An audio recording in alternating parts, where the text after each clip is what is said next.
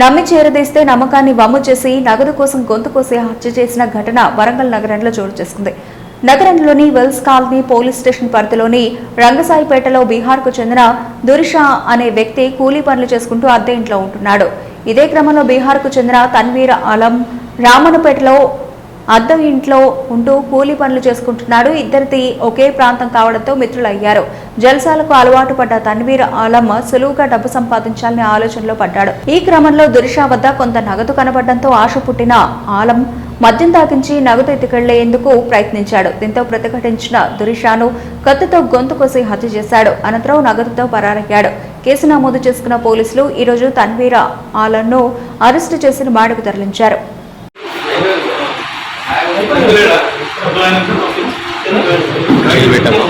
Voice వచ్చేది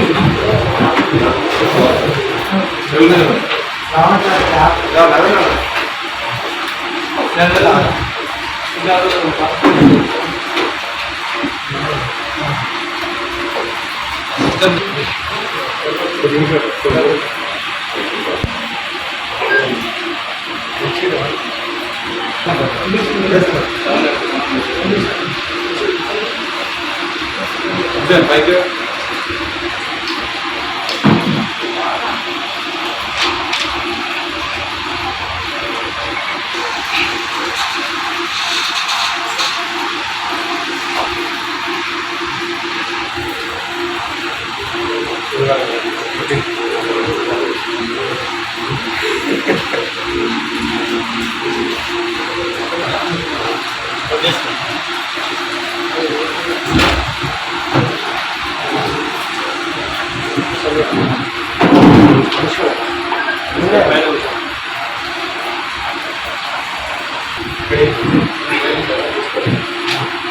రెడీనా? ఓకేనా?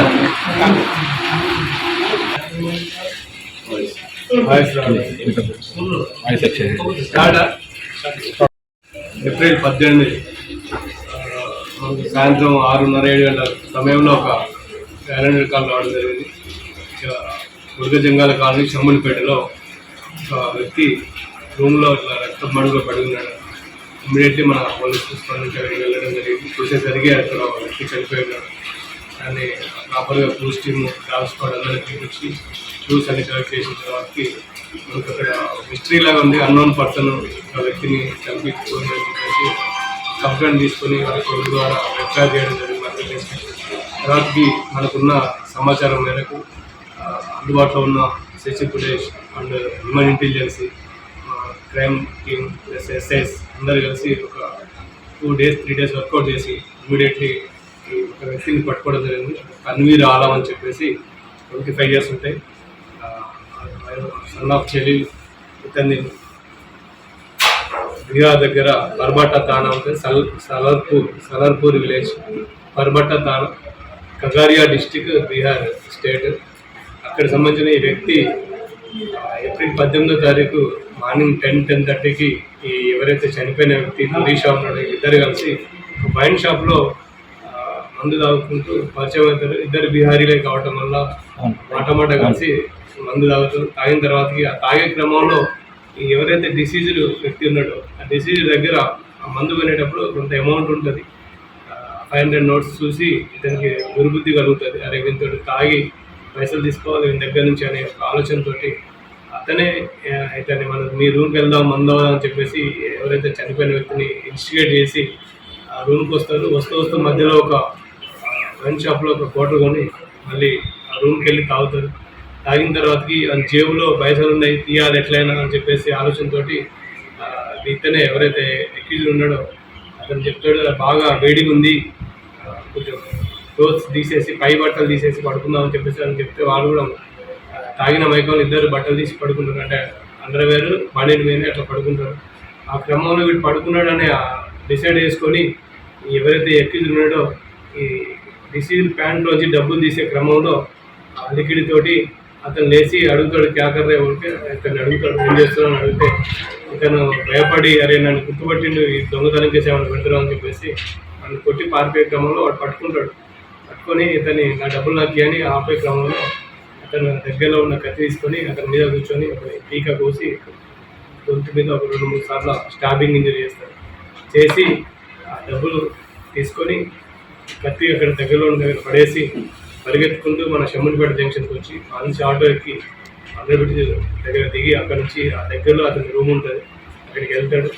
వెళ్ళిన తర్వాత కూడా మనకు ఇంకా ఎటువంటి క్లూ లేవు, నేను ఎవరికి తెలియదు, వాడు ఒక్కడే చూస్తుంది అనే ఆలోచనతో అతను అక్కడే అదే రూమ్లో ఉండిపోవడం.